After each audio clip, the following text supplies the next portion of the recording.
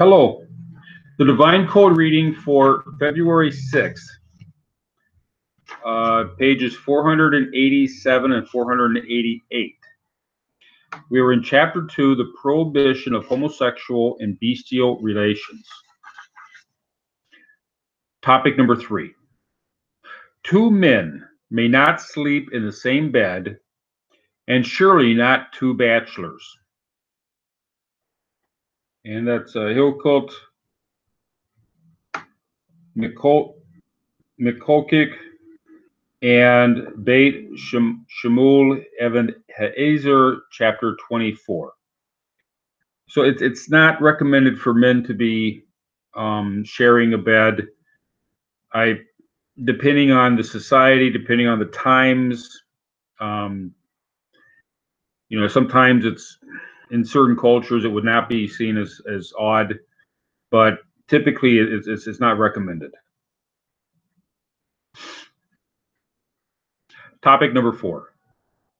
It is forbidden for females to practice lesbianism, and this is considered an abomination, as it says in Leviticus 18:3.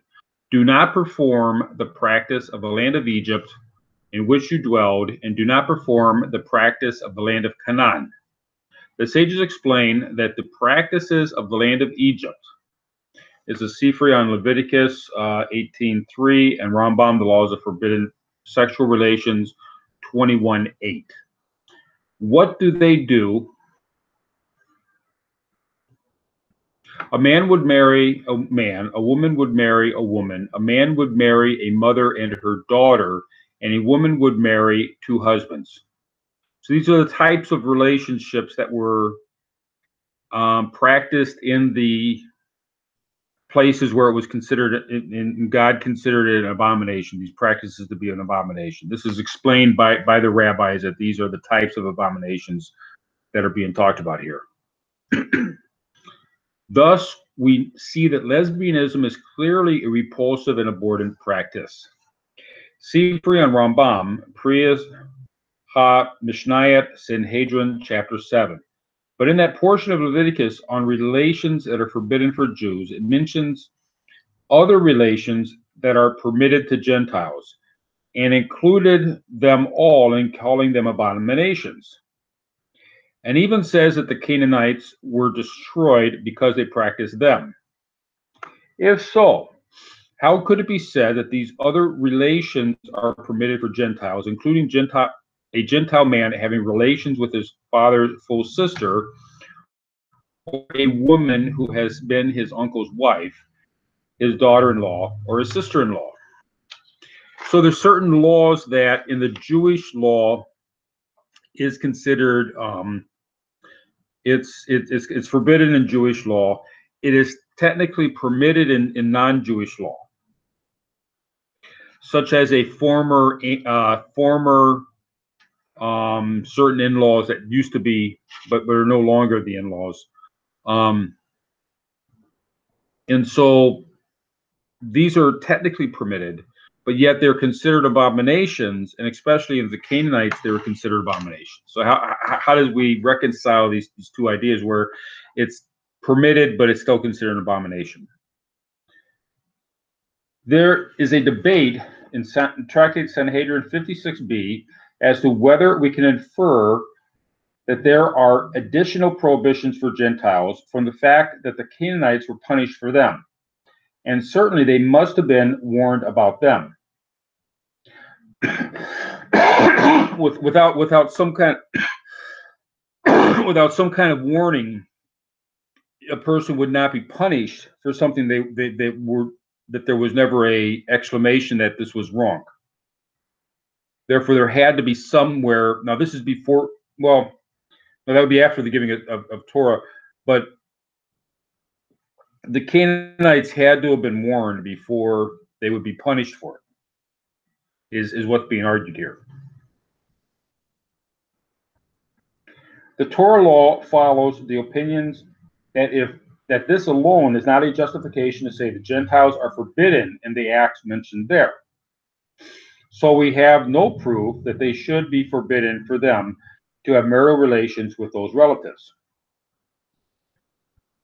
So in the case of certain relatives, extended relatives that are prohibited to non-Jews, but I mean prohibited to Jews but permitted to non-Jews, we have no clear argument at this point as to why the Canaanites were not allowed in this area, why the Canaanites were punished in this area. It is possible to say there are different levels in the abominations that the Egyptians committed. For example, the Torah teaches that if a Jewish man marries two sisters, he causes two women who normally love each other to come to hate each other, since they will be vying with each other for the closer relationship with the husband. This negative transition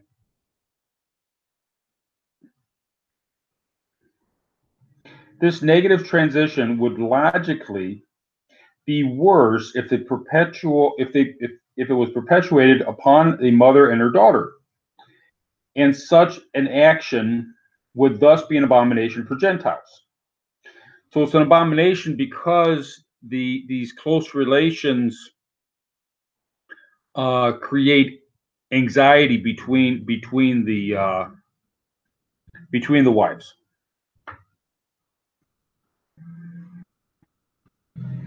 And would also be this and it would also be this aspect of the action of the Canaanites were punished for.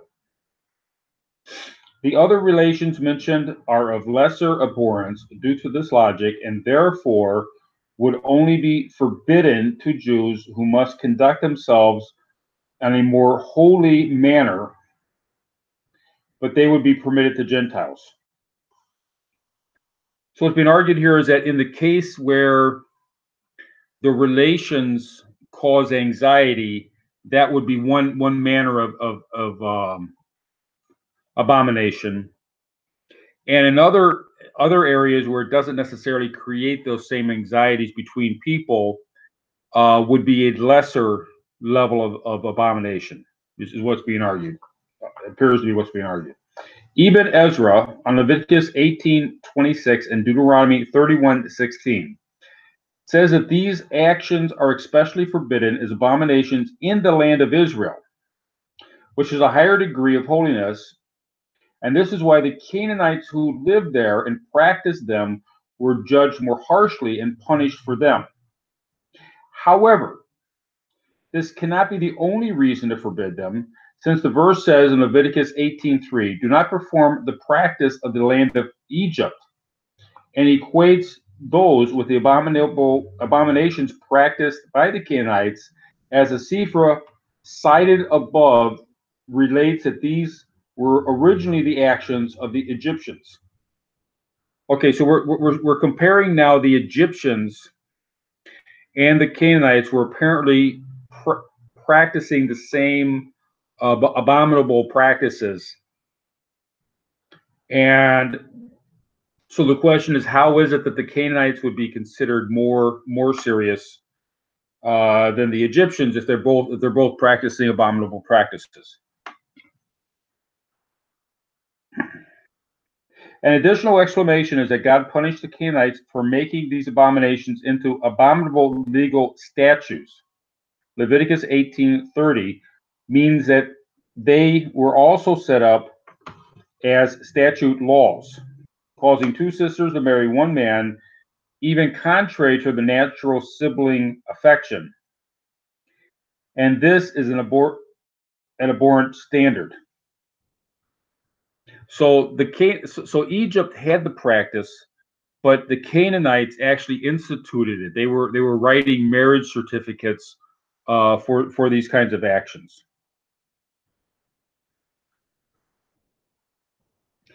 This is also implied from the words of the Sephri there. In the statutes that they set for themselves and their ancestors, and what did they do? A man would marry a mother and her daughter.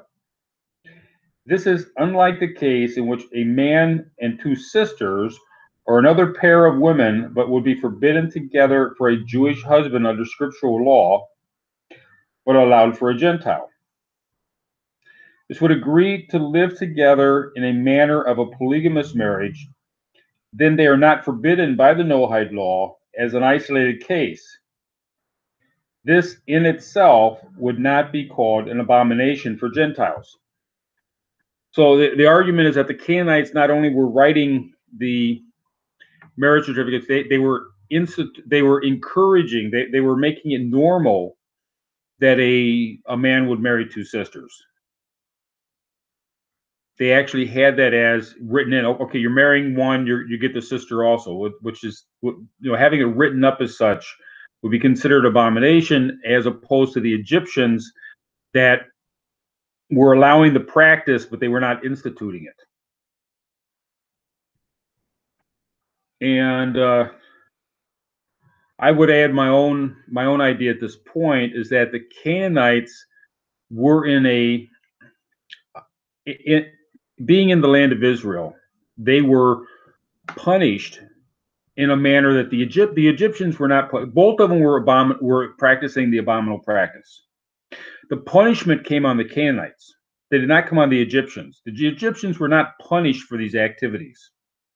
The Canaanites were punished, and I would argue that the reason the Canaanites were punished for doing the same thing the Egyptians were punished, even though both cases are considered abominations, is that the Canaanites were in the land of Israel, where there is a higher standard, and therefore the same activity in the land of Israel would invoke divine punishment, whereas outside the land of Israel would not necessarily have the same level of divine punishment. That would be my own take on this.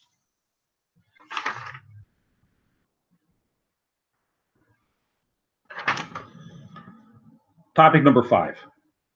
An androgyne, a person born with both male and female genital organs. So there are some people that, due to, I don't know if you call it a birth defect, I'm not really sure what you call it, but they're born with features that would be both male and female. Is considered a male in the context of homosexual relations, and therefore any man who commits anal intercourse with an androgyne is liable for a capital sin. Now, I don't know for sure what the androgyne has as far as female orifices, but here it's referring to anal intercourse with an androgyne. Apparently, that would be the threshold for capital punishment. Footnote: Rambam Laws of Forbidden Sexual Relations 115. Sefer HaKinok Commandment 209. See Minho Kinok Commandment 209. Minho Kinok is a more defined, more deeper exclamation of the Sefer HaKinok on Commandment 209. Writes that the verse in Leviticus 18:22, "You should not lie with a man as one lies with a woman," is an abomination. It is only stating the commandment for Jews, not the commandment for Gentiles. However, the author argues that this is forbidden, since the intercourse between male and an androgyne is not considered a man shall cling to his wife. Genesis 2:24, the Hebrew word for wife refers only to a woman. Just as a male homosexual intercourse is forbidden from this verse, as explained in topic 1.1, likewise, it is forbidden for a male to engage in active or passive anal intercourse with an androgyne. And that's the threshold. Now, I would assume that also any other relations with the androgyne between a man and an androgyne would also be forbidden, but that would be the threshold for it to be a capital punishment. And other activities are forbidden, but would not necessarily be of capital punishment. An androgynous is likewise liable, regardless of which is the active or passive partner.